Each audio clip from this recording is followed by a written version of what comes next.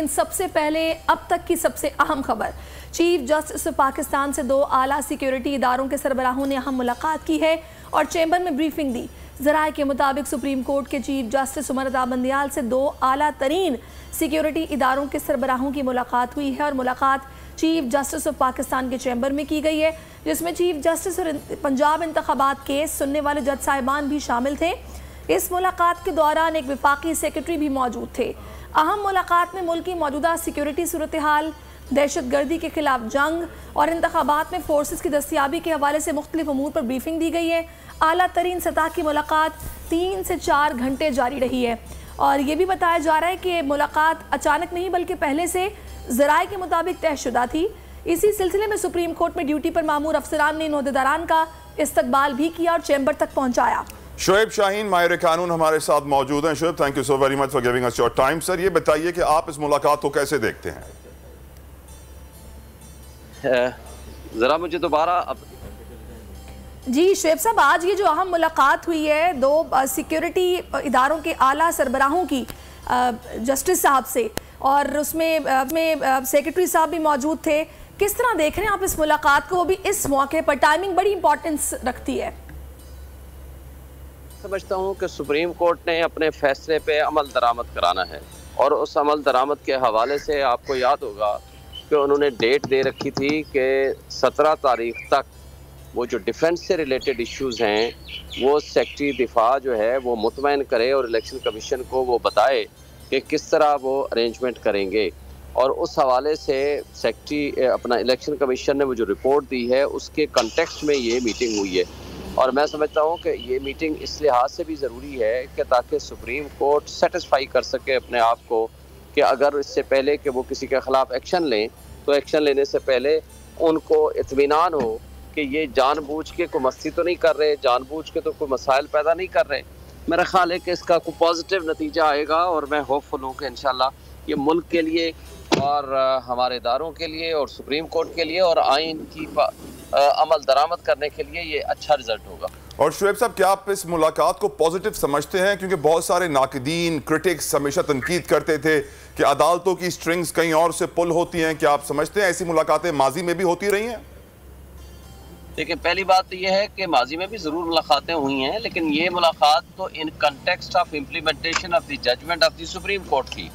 देखें, supreme court ने पहले भी सेक्रेटरी दिफा को बुलाया था ओपन कोर्ट में भी और उन्होंने कहा था कि नहीं, हम आपको राइटिंग में देंगे और इन कैमरा ब्रीफिंग देना चाहते हैं क्योंकि हमारे पास ऐसी कुछ सेंसिटिव इन्फॉर्मेशन है कि जो इन्फॉर्मेशन हम पब्लिक के साथ शेयर नहीं कर सकते।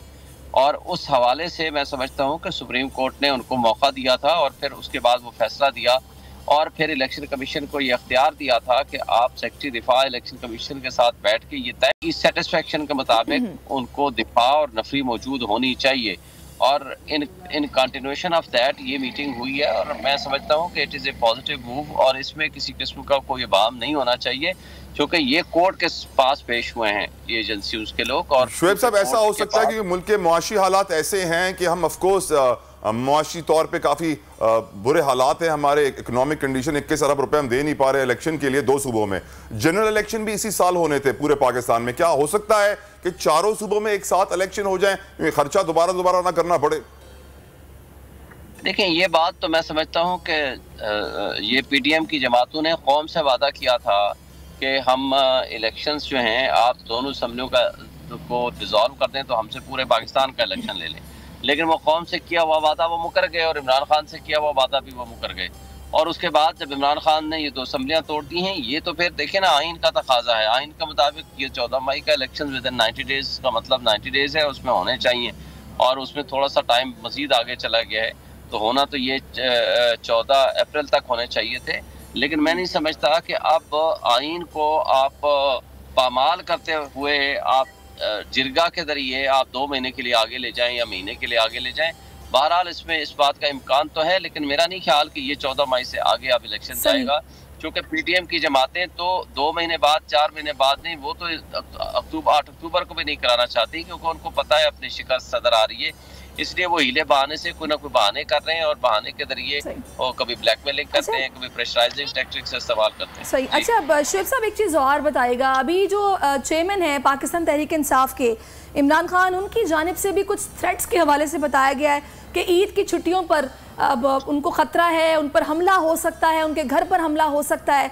तो पंजाब में जो हुकूमत है केयर टेकर, वो तो अपना टाइम मुद्दत पूरी कर चुकी है। अगर खिलाफ कानून ऐसा कुछ भी किया जाता है तो उस पर फिर कानून एक्शन में आएगा? क्या क्या आप देख रहे हैं सूरत हाल बनती?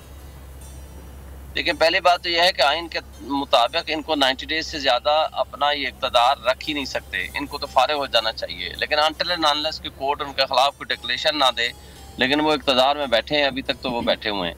तो लिहाजा एक तो एस्पेक्ट ये भी है कि क्या उनको अख्तियार है, लेकिन उनके खिलाफ जब ये गैर कानूनी हरकतें तो पहले नहीं कर रहे।